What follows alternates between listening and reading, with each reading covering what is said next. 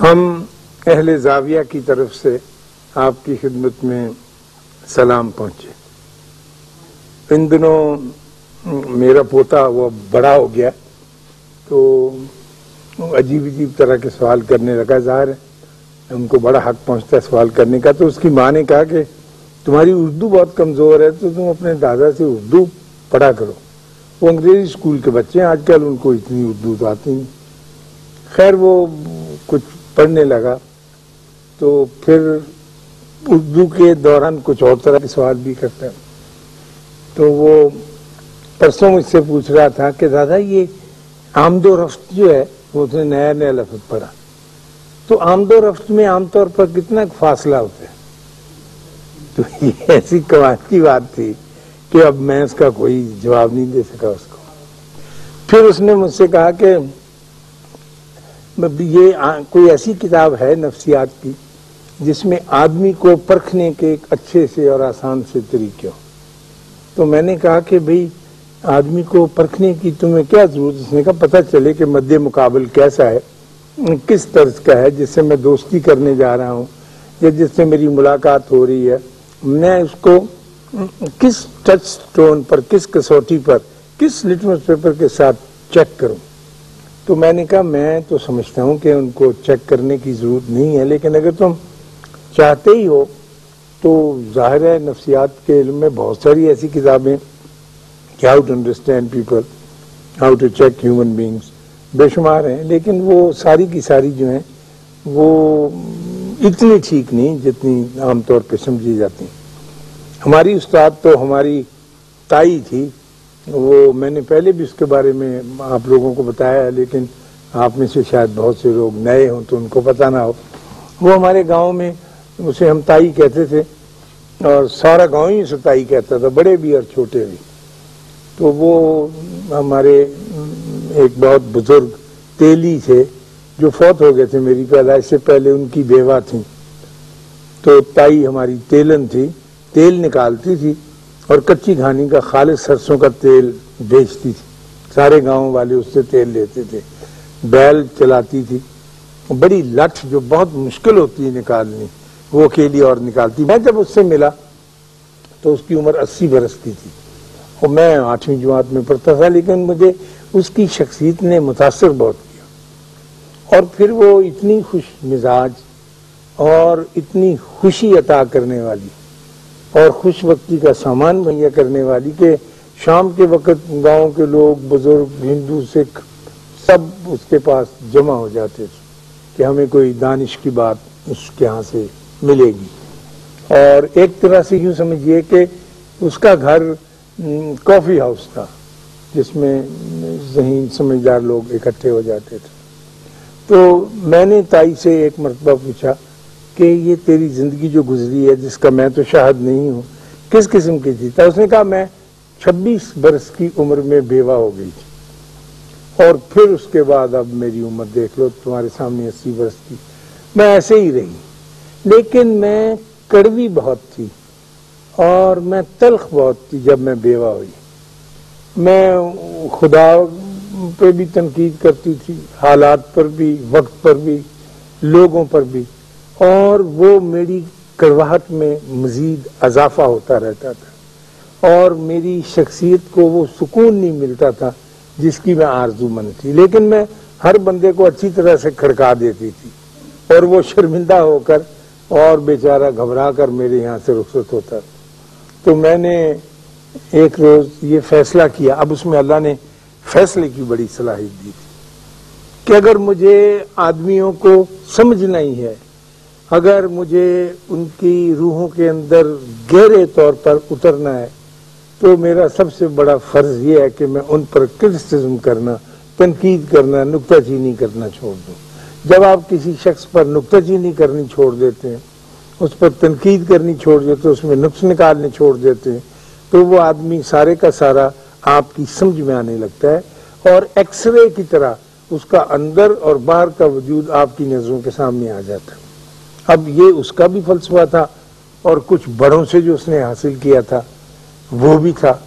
تو میں کوئی ایسا مشکل مسئلہ ہونا تو اس سے ضرور ڈسکس کرنا کہ اس کو کیسے کیا جائے. اکیلا میں ہی نہیں، سارے ہی کرتے تھے. تو اس کا فلسفہ یہ تھا کہ کسی کی خرابیاں تلاش کرنے کے بجائے اس کی خوبیوں پر نظر رکھی جائے. اور ظاہر ہے کہ آدمی، وہ کہتی تھی، خوبیوں پر نظر نہیں رکھ سکتا کیونکہ اس کو بڑی تکلیف ہوتی ہے، لیکن ڈھونڈنی چاہیے. اور وہ تائی ایک وحد فرد ایسی تھی جو کہ برے سے برے آدمی میں اور برے سے برے وجود میں اور بری سے خوبی تلاش کر لیتی. اور تو میرا بھائی جو مجھ سے 2 جماعت آگے تھا وہ بھی بڑا تنگ تھا اس تائی کی اس رویے سے. ایک دن وہ ذہین آدمی تھا. ایک دن اس نے ایک ترکیب سوچی. اس نے کہا یار میں تائی کو پھانستا ہوں، یہ تو بالکل ان پڑھ ہونے کے باوجود ہم سے بہت آگے چلی جا رہی ہے. تو میں نے ایک آج کوئز بنایا اور یہ لے کے چلتے ہیں اس کے بعد، لیکن تم بہت سنجیدہ رہنا اور مسمسی شورت جیسے کہتے ہیں مسکمینے بن کے کھڑے ہو جانا اور اپنا آپ شو نہیں. میں نے کہا بہت اچھا، کیونکہ یہ ہر چیز کی تعریف کرتی. کبھی آج تک اس کو کسی میں نقص نظر نہیں آیا. تو زندگی کا مزہ کیا کہ نقص کے بغیر آدمی زندگی بسر کرتا چلا جائے. ارد گرد پڑوس میں عورتیں آباد ہوں اور ان میں نقص نہ نکالے آدمی. بیویاں تو فوراً کھڑکی کھول کے دیکھتی ہیں کہ کس کے گھر میں کون آیا کون گیا، فٹافٹ نقص نکالنے کے لیے، خرابی وضاحت سے پیش کرنے کے لیے ان کو جگہ چاہیے. خیر جی ہم گئے تو میرے بھائی نے بہت ادب کے ساتھ اس سے کہا اور خوش تھا کہ اب تائی پھنس جائے گی. کہنے لگا تائی یہ شیطان کیسا ہے؟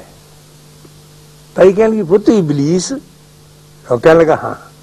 ہائے ہائے کہنے لگی صدقے جمع بڑا ہی محنتی ہے، جس کام دا تہیا کر لے اس کو چھوڑتا ہی نہیں، پورا کر کے دم لیتا ہے. تو کہنے لگی کیا کہنے اس کے، وہ تو جو ہماری طرح سے نہیں ہے کہ آدھا دل ادھر آدھا دل. اس نے جو نیم کلا لیا، جو پکا دل میں دھار لیا، وہ پورا کر کے چھوڑتا. میں بھائی سے کہا کہ آ جاؤ، یہاں ہماری دال نہیں گلے گی. یہ اور طرح کی یونیورسٹی ہے اور اس یونیورسٹی کے پڑھے ہوئے جو لوگ ہیں وہ ہم ان کے ساتھ نہیں کھڑے ہو سکتے. تو میں اپنے پوتے سے یہ کہہ رہا تھا کہ ظاہر ہے کہ بہت بڑا وقت گزر گیا، اب تائی اس جہان میں نہیں موجود، لیکن میں اس سے اپنے حوالے سے اور اپنے رشتے سے بات کر رہا تھا کہ آدمی کو اپنے آپ کو جاننے کے لیے دوسرے آدمی کے آئینے میں اپنی شکل دیکھنے کی ضرورت محسوس ہوتی ہے. جب تک آپ دوسرے مرر کو نہیں بنائیں گے، شکل آپ کی نظر اپنی ذات کو نہیں آئے گی. اگر آپ اس کے اوپر کالک ملتے رہیں گے تو پھر مشکل ہو جائے گی. ایک ہماری ہوتی تھی بڑی آپا صفیہ، وہ آیا کرتی تھی ملنے ہم سے. تو میری آپا تھی بڑی، ان کی وہ سہیلی تھی. تو ساتھ والے گھر کی عورت نے کپڑے دھو کے، اس زمانے میں کپڑے ہاتھ سے ہی دھوتے تھے، لکڑی کا ایک تھاپا ہوتا تھا، دیسی صابن لگا کے تو نچوڑ کے اس نے تار کے رسی کے اوپر کپڑے ڈالے ہوئے تھے. تو آپا صفیہ نے کہا کہ ادھر آؤ، کپڑے دیکھو کتنے گندے، دھوئے بھی ہیں اور ان کے اوپر ویسی ہی لکیریں پڑی ہوئی ہیں، ویسے ہی گندے ہیں. تو میری آپا بیچاری نے کہا کہ نہیں ٹھیک ہے، آؤ ہم دوسرے کمرے میں چلیں. کوئی ایسی ان کی تربیت تھی کہ زیادہ چغلی میں داخل نہ ہونا، لیکن وہ چونکہ خرابی پن پوائنٹ کرنے والی تھی تو انہوں نے کی. تو وہاں پر ایک ہماری اور خالہ ہوا کرتی تھی، پان کھاتی تھی بہت. تو وہ آگے سے نے کہا بیٹی اس کے کپڑے جو گندے نظر آتے ہیں نا تو یہ تمہیں میں صاف کر دیتی ہوں، بہت اچھے لگیں گے. اس نے وہ جو کھڑکی میں سے دیکھ رہے تھے نا، گیلا کپڑا لے کے شیشوں پہ پھیرا، کہنے لگی لو اب دیکھو کپڑے کیسے اچھے ہیں. تو یہ لکیریں تو تمہاری آنکھوں میں پڑی ہوئی ہیں اور گرد آلود شیشے میں سے اس کو دیکھ رہی ہو تو گندے ہی نظر آئیں گے. تو جب بھی آدمی، یہ ہمارے میں اتفاق سے یہ زیادہ اب ہونے لگا ہے کرٹیسزم، کچھ ہمیں پڑھایا بھی جاتا ہے، کچھ ہماری تعلیم بھی ایسی ہے، کچھ ہم ایسے ویسٹ اورینٹڈ ایجوکیٹڈ لوگ ہو گئے ہیں کہ ہم کہتے ہیں کہ کرٹیسائز ہر بات کو، اس کے اوپر احتساب کرو اور اس طرح سے نا زندگی بسر کرو کہ ہر چیز کو تسلیم کرتے ہی آگے چلو. یہ آئی ہے باہر سے چیز اور ہم چلتے. لیکن میں نے یہ دیکھا ہے اپنے طور پر کہ اگر، اور یہ میرا ایک ذاتی تجربہ بھی ہے اور خفیہ بات ہے، میں آپ کو بتاتا ہوں، اس کا آگے ذکر نہ کرنا کسی سے، اور وہ یہ کہ میں میرے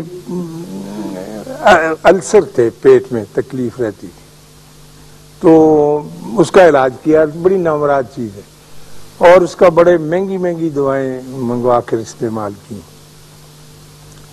تو ٹھیک نہیں ہوا۔ پھر کوئی وہ اسکوپی ہوتی ہے اندر حلق میں ڈال کے، بہت تکلیف دے، وہ بھی کروائی میرے بڑے بھائی نے، لیکن وہ ٹھیک نہ ہوا۔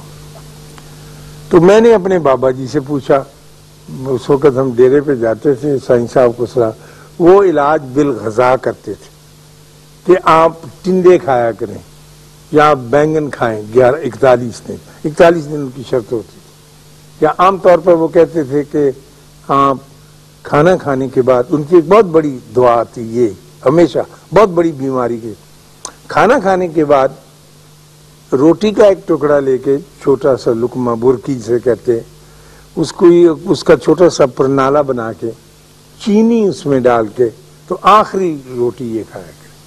ہم کہتے تھے جی، کہیں گے بس اس میں ایک گلا صاف ہو جاتا ہے، اور پھر چینی جن مرکبات سے بنی ہے، جو کچھ اس میں پڑتا ہے، وہ سارا جسمانی ساخت کے لیے بہت ضروری، بار کیفیت ان کی۔ تو میں نے ان سے پوچھا کہ جی علاج بالغذا چونکہ آپ جانتے ہیں، تو میرا بھی علاج ایسا کریں۔ تو انہوں نے کہا کہ نہیں، علاج بالغذا تو پھر تمہیں مہنگا پڑے گا، اور وہ 41 دن کے لیے کرنا پڑتا ہے، تم ایسے کرو کہ تم تنقید کرنا چھوڑ دو لوگوں کو۔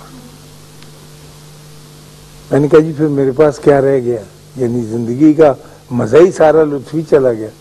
انہوں نے کہا کہ نہیں، یہ تم چھوڑ دو اور پھر دیکھو اگر فائدہ ہوا تو۔ آپ یقین کیجئے، جو میں آپ سے بات کر رہا تھا اور یہ مجھ پہ گزری ہوئی ہے، کہ 11ویں دن میرے السر، میں بالکل اچھا نیک بیبا رانا کاکا بن کے رہتا تھا، اگر کچھ مجھے چسکے کی ضرورت ہوتی تھی تو میں اخبار میں کالم پڑھ لیتا تھا، اس میں بڑی جان نکالتے ہیں لوگوں کی، ایڈیٹوریل میں بھی، اخباروں میں بھی، وہ بنے ہی اس مقصد کے لیے ہوتے ہیں، تو وہ میری حسرت پوری ہو جاتی، لیکن میں اپنے منہ سے کچھ نہیں کہتا۔ 11 دن کے بعد مجھے یوں محسوس ہونے لگا جیسے میرا وجود اور میرا اسٹمک جو ہے وہ نارمل ہو رہا ہے، اور پورے 1 مہینے کی مدت میں کوئی نام و نشان نہیں ڈالتا، وہ جس کے اوپر بہت مہنگی دوائیں استعمال کی۔ تو پھر میں آپ کو 3 امراض کا تو یقیناً علاج بتاتا ہوں، کہ ایک تو کرٹیسزم نہ کرنے سے، کسی کے نقص نہ نکالنے سے، عام نقص بینی نہ کرنے سے، ایک تو انسان کو السرز کی بیماری نہیں ہوتی، اور اگر ہوئی ہو تو ختم ہو جاتی۔ دوسرے، بلڈ پریشر نہیں ہوتا۔ تیسرے، آدھے سر کی درد، میگرین ہوتی نا، وہ بھی نہیں ہوتی۔ یہ تو 3 تجربہ کر کے دیکھیں۔ اگر اسی طرح اور چیزوں کے اوپر بھی اپلائی کر کے دیکھا جائے تو وہ بھی یقین جو ہے بہت مفید اور کامیاب ثابت ہوں گے۔ اب اس معاملے میں ہم پڑھے لکھے لوگوں کو یہ پڑھایا جاتا ہے ہماری درس گاہوں میں، دانش گاہوں میں، کہ آپ کرٹیسائز کریں لوگوں کو، کیونکہ جب تک آپ کسی کا احتساب نہیں کریں گے اس وقت تک آپ کو تعلیم دینے کا کوئی فائدہ ہی نہیں ہوگا۔ جب میں لکھنے لکھانے لگا تو، اور میں چھوٹا سا ادیب بن رہا تھا، یہ پاکستان بننے سے پہلے کی بات ہے، تو یہاں ہمارے لاہور میں کافی